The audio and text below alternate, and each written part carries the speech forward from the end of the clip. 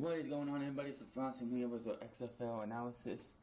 Look back at week 4 as we get ready for week 5, and we'll give you a prediction of week 5 as well. But before we get into each of the games, this was another great week of XFL football. The three out of the 4 games were one-score games. We had one blowout, which happens in football. You will have blowouts here and there. This isn't bad football. Just one team not clicking and the other team finally getting a win. It's ironic how LA and Tampa Bay both, over the last 2 weeks, couldn't buy a win in week 1 and 2. Tampa Bay couldn't buy a win in week 3 either. But in week 3, LA beat DC, and in week 4, DC falls again, and we'll talk about that later. But before we get into all that, let's look at the ratings. The ratings in terms of TV ratings, the 4 weekend games were down 14% from the previous week and down 56% from week 1. The 4 games averaged 1.38 million viewers compared to 1.61 million viewers the week before. It should be noted that the Sunday late game that aired on ESPN2 for the first time ever, although it did bring the average down, it was a big success for ESPN, scoring 1.030.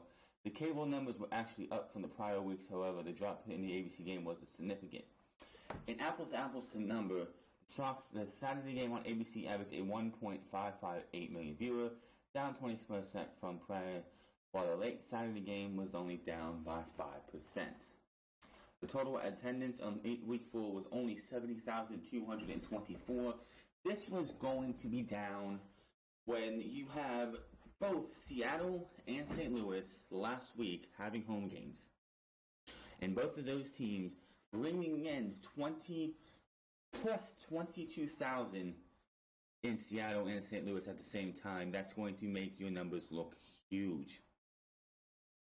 It's the lowest since opening weekend. The Saturday game in Los Angeles is at least attended games to date with only 12,116. Here's the thing about Los Angeles having a football team, another football team. They already have 2. They have the Rams and the Chargers. They also have the Lakers. The thing about LA sports is you have the Lakers going on right now. A lot more people would rather spend money, high price money, to go watch the Lakers than the LA Wildcats. The LA Wildcats could be unbeaten. 4-0. They could be the 4-0 Wildcats, and guarantee you they're not selling out that arena. Are they having more attendance than the Chargers ever did in that arena? Oh, hell yes. That's what people don't realize. There's still 12,116 people who came to see the Wildcats play. I guarantee you the Chargers never got 10,000 plus fans. Usually it was like the Chargers would have 16 away games because you would have the stadium look fuller than it usually should be, but 95% of those fans are the opposing team's fans. That's just the truth. The Chargers were not loved in LA. They only want the Rams. Wildcats, it's going to take a minute.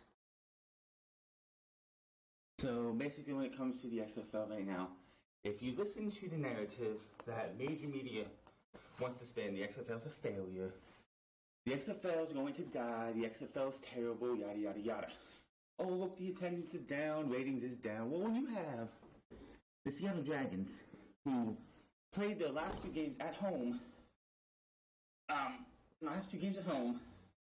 going on the road to play the only other team that had 20-some thousand fans in an arena in this week, your ratings, your numbers of attendance is going to go down. There is no doubt about it. Everyone thinking otherwise is stupid. So if you listen to somebody who is a way bigger name than I will ever be, probably, and they're talking about, oh, the XFL sucks, don't tune into the XFL, it's not good football, obviously they're not watching the games. We have had good football every single week, and the football play, the quarterback play, the wide receivers, everything has gotten better as we go. Blowouts happen. There was somebody who tweeted out after this week was over that it's basically St. Louis and Houston and nobody else.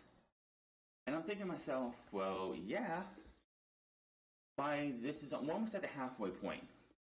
Usually by the time we get to the halfway point, if not before then, in the NFL, we already know who's going to make in the playoffs mostly. The top four at least. We know who's going to be chasing for the most part. Especially the good teams like if the Patriots are there, if they're having a good season, winning 8 games or so. If the Patriots are 8-0 starting out, we know they're going to be in the playoffs. If the Saints are 7-1, we know they're going to be in the playoffs. It's at the halfway point of a 10-game season. We should know by now at least 2 of the 4 teams going to be in the playoffs. Right now, it's definitely going to be Houston and St. Louis. I did make a prediction a couple weeks ago. This was after week 2. After St. Louis and Houston went 24-28 in their game. I tweeted it out that I could see DC and St. Louis on one side. And I don't remember who it was, like Houston and I believe Dallas for the other side, for the West. And I predicted it's going to be St. Louis versus Houston in the finals. And then DC turned out to be a dumpster fire the last 2 weeks. St. Louis has shown to be the better team in the East.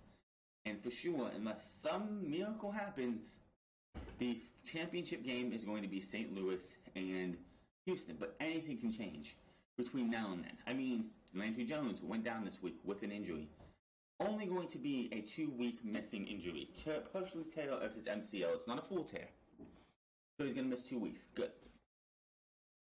So another injury was the injury to, I can't remember his name. I'll have to look his name up on the chart. It should be there when we get to.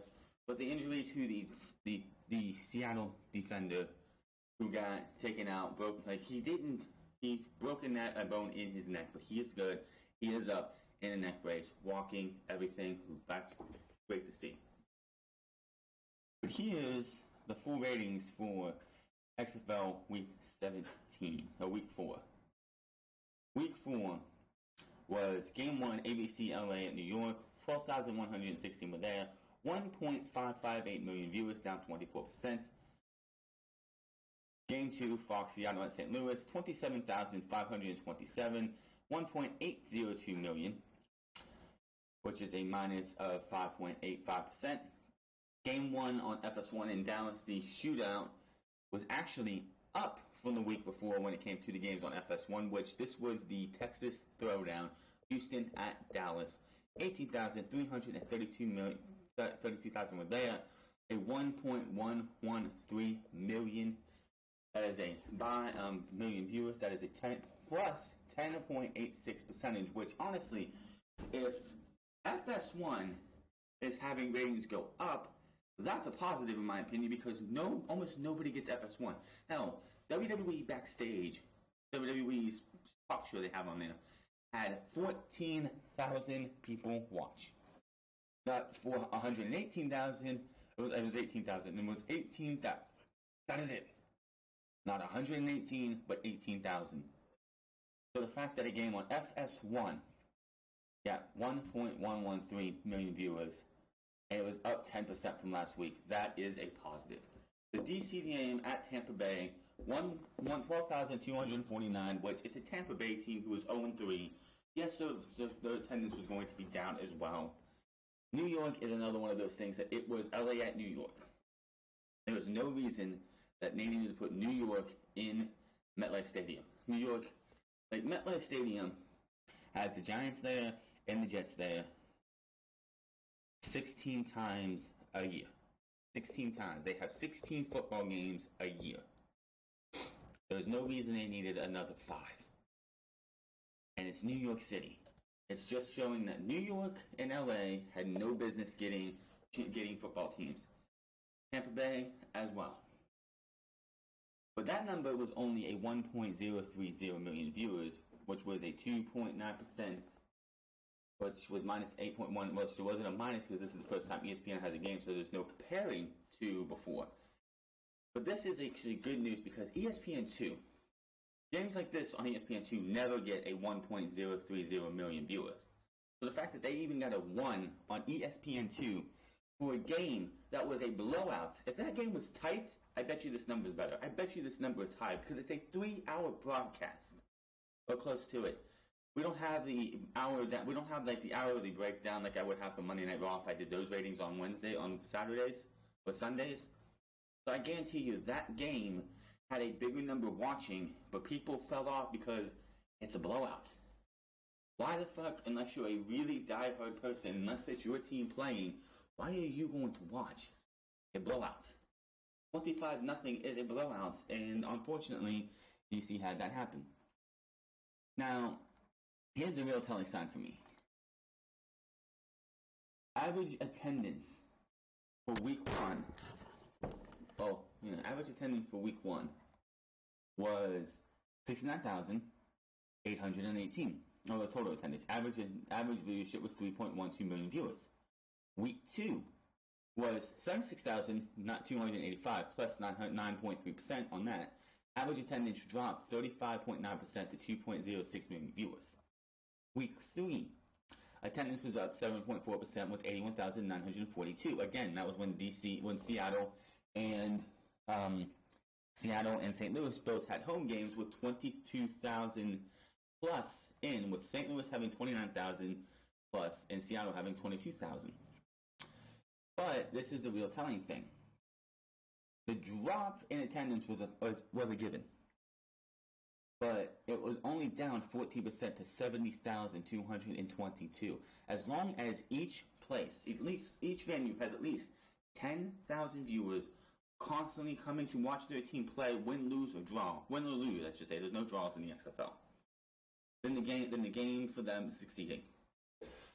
The ratings drop, if you looked at it, went from down 35% to down 21% to down 14%, which tells me that they're leveling off on these games. If we get some more close games like we did this week, the XFL will be just fine. Now, speaking of the games, 3 close games, 1 blowout. Wasn't a bad blowout, but 1 blowout with a couple history-making marks in that 4th game we'll get to in a bit. But before that, we'll get to the game 1, New York versus LA. The New York Guardians squeak by the LA Wildcats 14-17. This game could have went completely different for New York if the LA's kicker did not miss. I believe it was 3 field goals. I believe he missed 2 and 1 got blocked.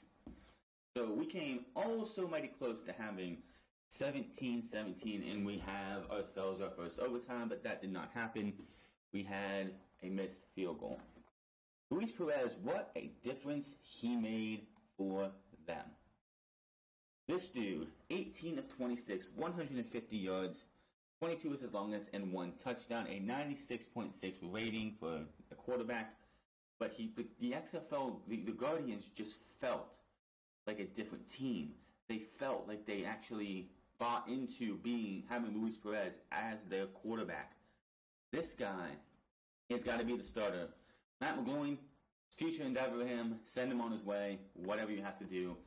He's not worth having on your team. 150 yards passing.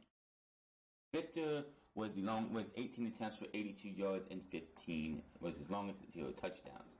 There was only there's 2 touchdowns from Josh Johnson, but there was only 1 touchdown from the Guardians with many field goals.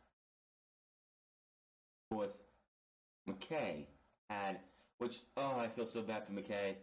So McKay was, Luis Perez had McKay open towards, in the middle of this game. He tossed him a bomb. He's wide open, and he just misses the catch. He couldn't rail it in, and he dropped it. He was so wide open. The defender was 2, 3, 4, 5 feet away from him. Behind him, he catches that ball, turns around, he's in the end zone. There was nobody else around him. That would have been a touchdown, and this score would have been completely different. Unfortunately, that did not happen. Josh Johnson went 25 for 40 for 325 yards, 2 touchdowns, and 1 interception. Harris was their best running back, 5 attempts for 25 yards, and his 15 was his longest, but again, 0 touchdowns. This game could have been a lot different for the Guardians and the Wildcats if a couple things go different. If the field goals that were missed by the Wildcats actually make, I'm pretty sure we either have a tie or they win the game, but just by less than a touchdown, because it's just what it is. Luis Perez, like I said, made such a difference for the Guardians. The offense seemed to click with him. It honestly felt like after the Guardians offense gave up on Matt McCoy. After week 2, when he threw his team under the bus, and the coach on the bus saying, we need to throw out the entire offensive game and give us a new one, it felt like the teams, like the boys in front were like, you know what? Fuck this guy. We're not going to play for him. That is the quarterback. The quarterback coming out on live TV and saying something like that, they're going to hear that and know that, hey, we're not doing good enough for you. Well, fuck you. We're going to hit you where it hurts. We're going to let you get fucked up, and we're going to lose games. What do I want to say? The center, Silverman, played a lot better. The center did not have any penalties against him. The guy actually matured up, grew up. He apologized apparently to everybody on his team during the week. So he was a lot better. More penalties, I believe, happened on LA. There were penalties on New York, which that's just going to happen with the grand scheme of things. They are still not the best team out there.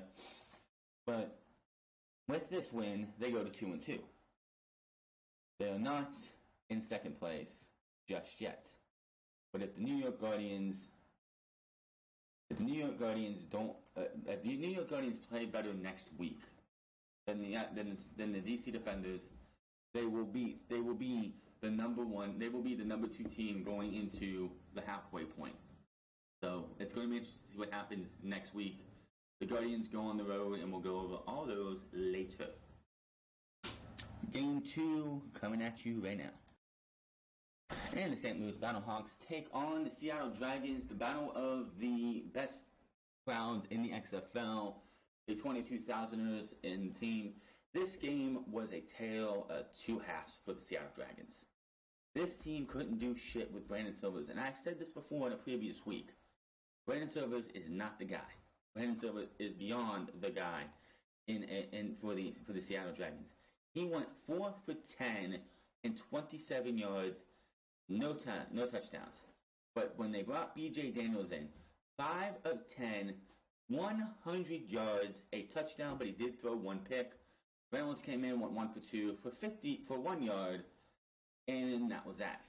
But B.J. Daniels was the guy for this team. He needs to be the guy for this team. If they would have brought B.J. Daniels in after that first quarter, this game could be completely different. Maybe they would have went home with the winner's share of the purse, getting an extra grand for I think it's $1 grand or $100 grand for each to be split up between everybody. That would have been the best way for them. They brought out B.J. Daniels just a little too late. And St. Louis Battlehawks, the best team in the East right now, at 3-1. Seattle Dragons are at 1-3. They're in a 3-way tie for second place. Not a 3-way tie. A 2-way tie with the LA Wildcats at 1-3. So this week coming up, Seattle and LA both have something they have to do. They have to win if they want a chance. They have to win, and Dallas or Houston needs to lose. Well, Dallas needs to lose, and one of those guys win for them to stay in this game.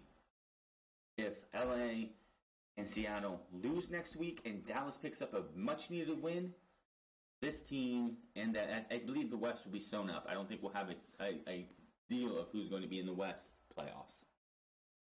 But B.J. Daniels had the most yards on the ground too. This was the thing is that the mobile quarterback works in the XFL. B.J. Daniels had 7 attempts for 84 yards, and when he was running, St. Louis had no answers for him.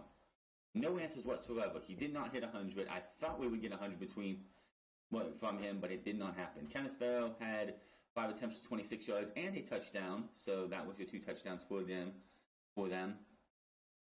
And on the other side, Jordan Ta'amu, the XFL Star of the Week, which, by the way, I have a little bone to pick with the Star of the Week for the person running the XFL. I mentioned it a couple times. The XFL Twitter account puts out a poll after each day of the game. After each day, after the game, after both games are on Saturday, both games on Sunday. They poll the fans, who is your star of the day? So they have 4 games, 4 teams. They pick a player from the offense, from one player from each team. You vote on him, and that person goes to another poll on, I believe, Monday. So Jordan Ta'amu won Saturdays. Sundays, they decided we're going to put the entire Houston defense on the star of the week. And then the brain-dead idiots of XFL fandom, which it just shows the complete bias of this entire the XFL's Twitter account has a bias towards the Houston Roughnecks. If you watch the game, if you paid attention to that Houston Roughneck game, which we'll get to in a bit, no fucking way does an entire defense that gave it 20 points and 303 yards, I don't care how many takeaways you have, if you don't have your offense capitalize on those and you give up 20 points and only win by 7, there's a problem. But again, we'll get to that in a minute. But Taylor went 20 of 27, 264 yards. 41 was his longest for 1 touchdown, scorching them left and right, 63 yards on the ground on 16 attempts. Ford had 3 attempts, 23 yards for a touchdown, and the defense of course, the St. Louis Battlehawks had 1 interception, and that went to Will Hill. I think his name is Will Hill. And if I'm correct, was this the game that did it? Where we had was that this game or was it the next one? I know we had a game this week where we almost had a field goal missed return for a touchdown. We got so close. It was the end of the first half for one of the games this week. I cannot remember, but it was absolutely fun. But the St. Louis Dragons, the Seattle Dragons, they were just so close. If they brought BJ Daniels if they would have brought BJ Daniels in at the right time, which was not at the beginning of the second half, when Brandon Silvers was struggling from the get-go, he was struggling. They weren't doing nothing. They were down 20-something to 3, right? I believe they were down 20-3 going into the second half. They were down by a bunch. And it looked like they were it looked like we were going to have a big-time blowout. And as we saw as the end of this week goes, if BJ Daniels doesn't come in, we would have had 2 blowouts on our hands in 2 close games. But they brought BJ Daniels in. They scored enough points to get themselves back into the game, and they only lost by 7.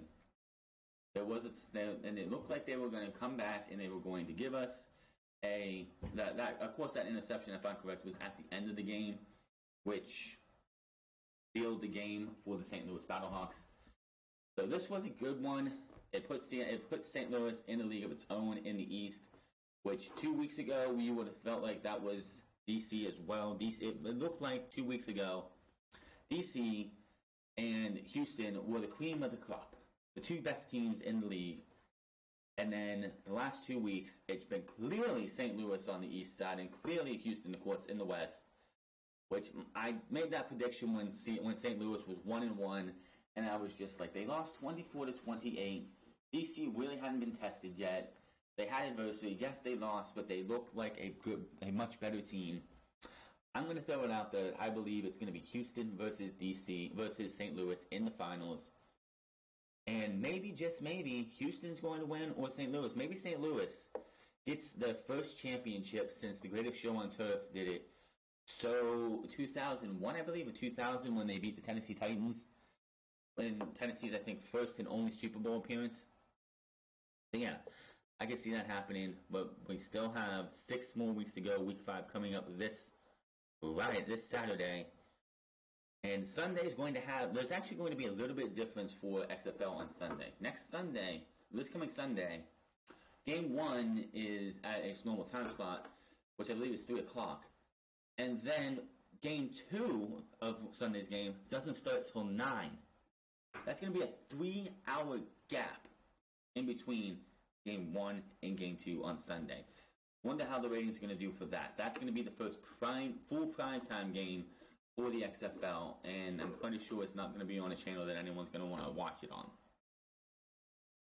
But the St. Louis Battlehawks, of course, win this one. Jordan Ta'amu was made the star of the week, but he is not my player of the week. The team of the week, dud of the week, and player of the week are all in the final game. But we'll get to that here in a bit. Here we are with the Houston Roughnecks going into Dallas to take on the Renegades and winning 27-20. This one was interesting. Landry Jones in the first quarter threw not one, not two, but 3 interceptions. 3.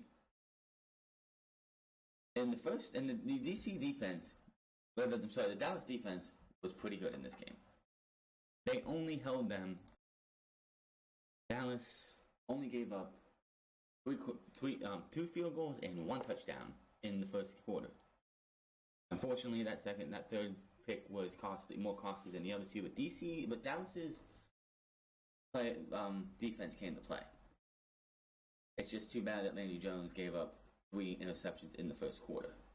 This game would be a lot different if those 3 interceptions didn't happen, of course, especially with the fact that Dallas scored 20 points. And the fact that, yes, they had 5 takeaways. Philip Nelson, who came in when Landry Jones got injured in the end of the fourth quarter, threw a pick as well. So he threw a pick at the goal line, which was 20. It was 20-27. It looked like we would maybe have a tie, or the team would go up 2 points, go for the 2 and win the game.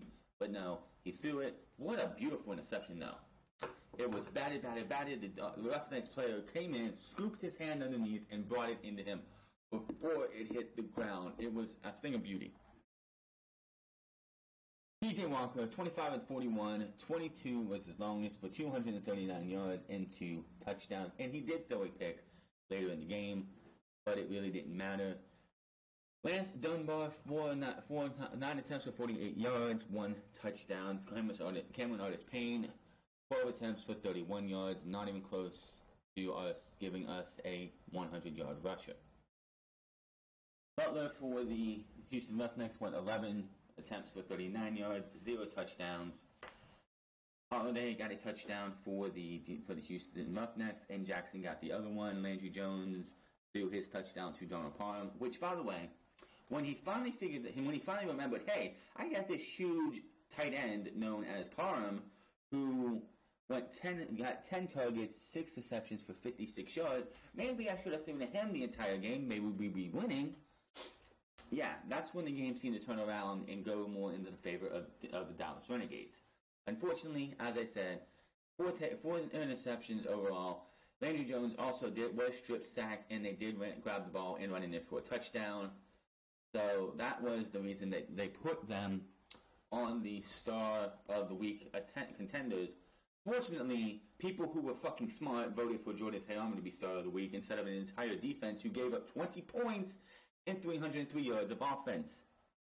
I'm sorry, but when your team only wins by 7 and you give up 303 yards of offense, have 5 takeaways, but 2 of those first 2, you get 6 points out of them. 6. That could have been a touchdown. That's 2 field goals. Whatever. That just shows you that they were not contenders for Star of the Week. It should have probably been PJ Walker. But the simple fact is, he went again 23 of 41, 239 yards, and 2 touchdowns. Yes, 1 pick. But saying an entire Houston defense just shows absolute complete bias towards the Dallas Renegades. Towards the Houston Roughnecks. I mean, hell, if you want to deal with the defensive star, you could have went with Nicholas, who had 2 interceptions. At least. I think he had 3, actually. I think he was the one who got that 3rd pick at the end of the line. I could be wrong. But this was a really good game. Unfortunately, the fact that I think the reason the ratings were up higher on FS1 is because this was the Texas Throwdown, and this is going to be one of the highest rated games. Especially if Dallas wins the next few games before the next Texas Throwdown. If Dallas only has 2 losses going into the next Texas Throwdown, and maybe Houston has 1 or 0, and Dallas is able to stick with them and beat them, boom. you have yourselves a high rating. This game should have been on ABC or Fox. This was a mistake for them to have this on FS1. This was the first. This was the first. Let's say the second big game, or the first big game, if you think about it, of the season. And they put it on FS1, not even ABC or Fox. This should have been the first, or this should have been the second game of Saturday. But St. Louis and Seattle on Sunday on FS1. Put them in that time slot. Put this game on Fox, and I guarantee you that rating would have been closer to it too. The fact it was on FS1 and the rating was up 10% shows you they made a mistake putting this where they did. But Houston beating Dallas, good game out of this.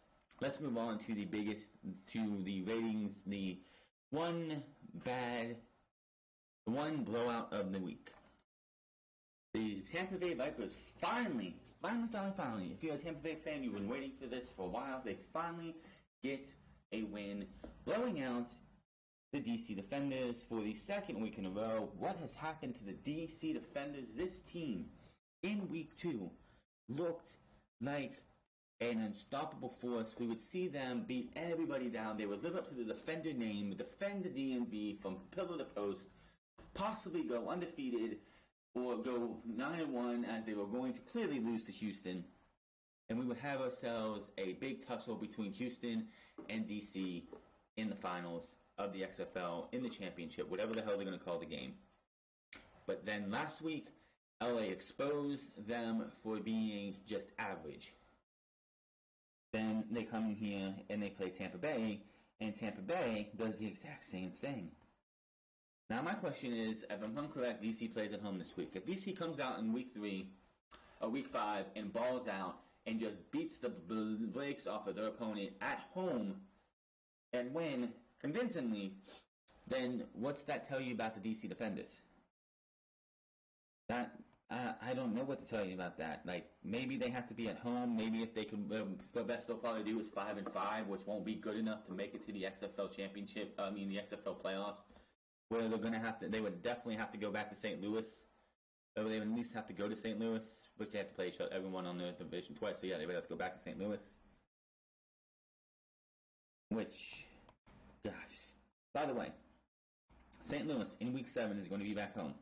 If you're a Battlehawks fan and you want to go to this thing, if you want an upper bowl seat, you don't want to be in that lower bowl. That upper bowl seats are going to actually be open. I don't know how many or how much, but the upper bowl is going to be open on Saturday, in week 7. So in about 3 weeks. Week 5 is this week. 2 weeks from now, 3 weeks, like 2 weeks from this Saturday. But man, this game, I've been waiting, and I'm not the only one, I've been waiting for weeks, since week 1. Who is going to be our first 100-yard rusher? Well, Tampa Bay was like, we don't need 1, we need 2, and we're going to give you 2. As Smith and Patrick both went over 20 attempts, over 100 yards. Patrick gets a touchdown, so he is your player of the week, getting 21 attempts for 108 yards and 1 touchdown. The touchdown edges it out. Taylor Cornelius had 4 attempts for 36 yards and a touchdown. Cornelius also went 24 of 31 for 211 yards, 1 touchdown, and did throw an interception late, which looked like I think it was during the third quarter, which looked like that might gain some momentum back to the DC Defenders. But what happened there? Cordell Jones went 9 of 22, 41 yards, and threw an interception 2 plays after getting the ball back. And they never looked back. Jackson came in, went 1 of 2, 50 yards, and that was that. Nobody really did anything on running. Pumphrey and Brissett averaged out, combined for 46 yards, so there's really nothing there. DC, this is why if you wanted to do an entire team's defense, Tampa Bay should have had the entire team's defense, because they let DC only get 100 and some yards overall. So, not much else you can say about that. Alright, we've been through all the games. There really wasn't much else to say about the Tampa Bay Vipers and the DC Defenders. The game was just a blowout. So let's get into the power rankings for this week before we get into our predictions for next week. As you can see, here's our power rankings. That's just weird. Hold on. But again, here are your power rankings. We have at number 8 the LA Wildcats, who this is my first power rankings of the year, simply because I don't think you should be doing a power rankings right off the bat. It's 1 week, 2 weeks, 3 weeks, 4 weeks. You should be doing your power rankings about week 4 or 5 on. But week 1, this week's is LA at number 8. LA had a fantastic game last week, but they just fell off a cliff this week and lost to the New York Guardians. At number 7, we have the DC Defenders, who have lost the back-to-back games in double digits. They scored 9 points in the last 2 weeks, so I had to put them at number 7. Number 6 is the Tampa Bay Vipers, who got their first win convincingly over the DC Defenders. That is why they're above the DC Defenders. The Seattle Dragons are number 5. They made the quarterback change. Maybe that'll be something that they look forward to next week. Maybe they'll be higher up. But right now they are down below. The Dallas Renegades are at number 4, losing to the number 1 Houston Roughnecks. Nothing else I can say about that. They had a good game, but they were on the losing end. The only reason the Tampa Bay Vipers are not in the top 4 is because of that 1-3 record. And if they keep winning, if they win next week, they will be up higher on the rankings. Number 3 is the New York Guardians coming at you there. This was the only spot they were going to have if they were going to be anywhere close to up in the top echelon, because 2-1 are the best that you have in the XFL right now, with the the St. Louis Battlehawks at number 2. That one loss only coming to number 1, the Houston Roughnecks. Let me know in the comment section below what you think of this week's power rankings. But before we get out of here, and let's drop that out of here, we have this week's games come up. Game 1 this week, it's the Seattle Dragons at Houston Roughnecks at 2 p.m. on ABC. I'm going with the Houston Roughnecks. I don't think, unless BJ Daniels comes out there and starts and blows the brakes off of the Houston Roughnecks defense, I don't see them beating the Houston Roughnecks. Houston Roughnecks are going to win this game. I'm going to say it's not going to be a blowout. I'm going to say it's going to be like 25-15. That's a 10-point game, not a big blowout. New York Guardians at Dallas Renegades. It was nice to see New York win a game, but I just don't see them beating Dallas unless, well, I could see them, because this is not going to be Landry Jones. And it's probably going to be Philip Nelson, and Philip Nelson is not the guy for Dallas. If they want to, and Dallas can, I would contact the fellow Texans in Houston and get Connor Cook off of their roster, and put him as a starter, because Connor Cook was the tier 1 quarterback for Houston, but he hasn't played a game because PJ Walker has come out here and balled out and should be the quarterback for them. I can honestly see this one going down to the wire. This is probably going to be a low-scoring game, so I'm going to go 13-10 New York. St. Louis Battlehawks go into the DMV to take on the DC Defenders. I'm going with St. Louis on this one. I just don't see a reason why they should lose to the DC Defenders. Jordan Ta'amu is fantastic. Cardale Jones has fallen off so badly. Now, Cardale Jones was in the talk after week 2 to possibly be in the talks of having another run in the NFL. Unfortunately, that did not happen. He looks so bad coming out of week 2, 3, and 4. It is going to be home cooking. They're not going to be on the road. They're going to be sleeping in their own beds that night, or they won't be sleeping on a plane coming back to DC. So this one could be a good one, maybe. But I'm going with the St. Louis Battlehawks 25-9. Tampa Bay Vipers at the Los Angeles Wildcats. Teams 1-3. One team will be 1-4 and done. One team will be 2-3 and possibly could be in the running. Here's the thing. If Tampa Bay wins and both DC and New York lose their games, it's a 3-way tie for second. That is going to make the East could be wide open if Tampa Bay wins this game. But they have to go to Los Angeles. If Los Angeles wins and Tampa Bay loses, Tampa Bay's done.